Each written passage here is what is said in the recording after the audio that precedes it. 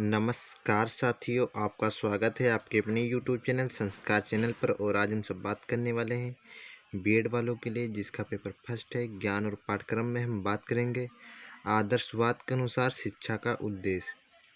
आदर्शवाद के अनुसार मनुष्य की व्याख्या ना तो भौतिक आधार पर की जा सकती है और ना ही अन्य जीवधारियों से उसका संबंध स्थापित किया जा सकता है। उसके अनुसार मनुष्य मनुष्य इसलिए है क्योंकि उसमें आत्मा का निवास है। मनुष्य की आत्मिक प्रकृति ही उसके जीवन का सार है, सारकृति माना जाता है। इसलिए मनुष्य के जीवन का उद्देश्य आत्मा की आत्मानुभूति है और मनुष्य को आत्मा की अनुभूति उसके व्यक्तित्व का विकास करके किया जा सकता है। अतः मनुष्य के व्यक्तित्व का विकास करना ही आदर्शवादी शिक्षा का मुख्य उद्देश्य है। इस उद्देश्य का वर्णन निम्नलिखित है। व्यक्ति का उच्चतम विकास।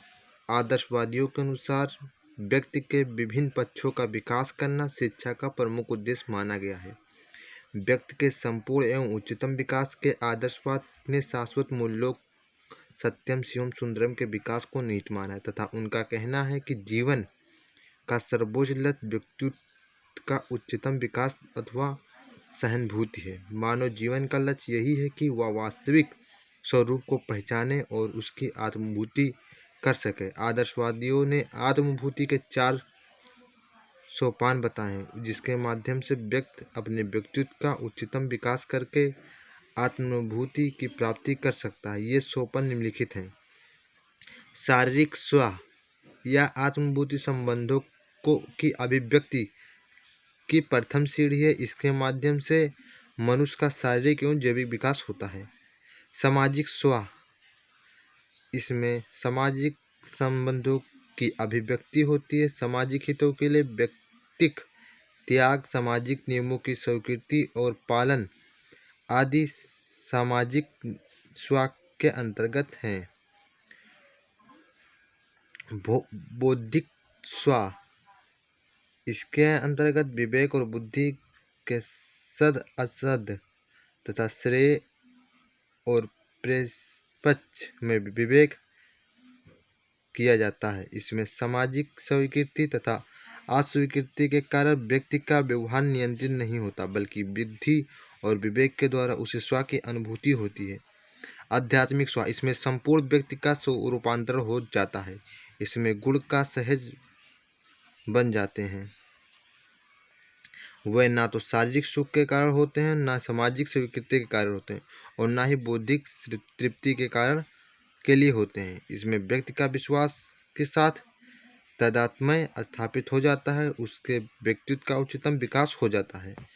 व्यक्ति का उच्चतम विकास। शारीरिक स्व, सामाजिक स्व, बौद्धिक स्व, आध्यात्मिक स्व। शारीरिक स्व, शारीरिक एवं जैविक विकास। सामाजिक स्व, सामाजिक संबंधों की अभिव्यक्ति, सामाजिक नियमों की स्वीकृति, सामाजिक हितों के लिए व्यक्तिक त्याग। बौद्धिक स्व, विवेक और बुद्धि के द्वारा स्व की अनुभूति। आध्यात्मिक स्व, इसमें गुण सहज बन जाते हैं, व्यक्ति का विश्वास के साथ तादात्म्य स्थापित हो जाता है। आदर्शवादी के इन्हीं 4 सोपानों के विकास से मनुष्य के व्यक्तित्व का उच्चतम विकास हो जाता है। आध्यात्मिक विकास। आदर्शवादियों के अनुसार शिक्षा का एक उद्देश्य मनुष्य का आध्यात्मिक विकास है। उनका कहना है कि आध्यात्मिक विकास के लिए प्रत्येक मनुष्य का कर्तव्य है कि वह शाश्वत मूल्यों सत्यम शिवम सुंदरम की प्राप्ति के लिए यथोवत प्रयास करे।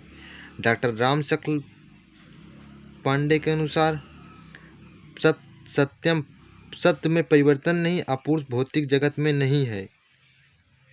सत्य सापेक्ष नहीं या निरपेक्ष है, चरम है, अविनाशी है, प्रत्याक्षात्मक है तथा संपूर्ण विश्व का आधार है। उसी निरपेक्ष सत्य का ज्ञान प्राप्त करना शिक्षा का प्रमुख उद्देश्य होना चाहिए। जो सत्य है वही शिव है, शिव में है। भौतिक जगत में वस्तुओं का कल्याण देखना भ्रम है। शिवत्व को परम शिव में ही उसी के परम शिवम की अनुभूति करनी चाहिए। यही बात सुंदरम के विषय में लागू होते हैं। संसार के विशेष पदार्थों में सुंदरता की एक किरण कहीं से भी आ जाती है तो व्यक्ति आनंदमय हो जाता है, किंतु क्या सौंदर्य भी नष्ट हो सकता है? सौंदर्य की उपासना करनी चाहिए, सुंदर की नहीं। सौंदर्य की ही चरम सत्ता है, वही परम शिव है और वही हमारी उपासना का विषय है। इस प्रकार मनुष्य को झलीम शाश्वत मूल्यों की प्राप्ति कर अपना आध्यात्मिक विकास करना चाहिए। मनुष्य के भावनाओं का उदात्तीकरण। आदर्शवाद के अनुसार शिक्षा का उद्देश्य मनुष्य की भावनाओं का उदात्तीकरण करना चाहिए, जो जीवन कला सीखने में निहित है। शिक्षा का यह उद्देश्य है कि मनुष्य में प्रेम, सद्भाव, उत्साह, सहानुभूति, त्याग,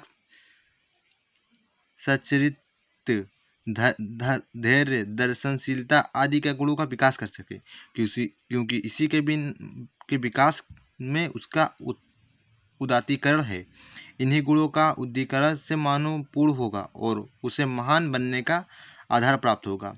इस संबंध में महर्षि अरविंद का कथन है, मानव को मानव बनाना और उसके भी आगे आदि मानव बनाना शिक्षा का कार्य है। इसलिए शिक्षा का एक उद्देश्य मानव की भावनाओं का उदात्तीकरण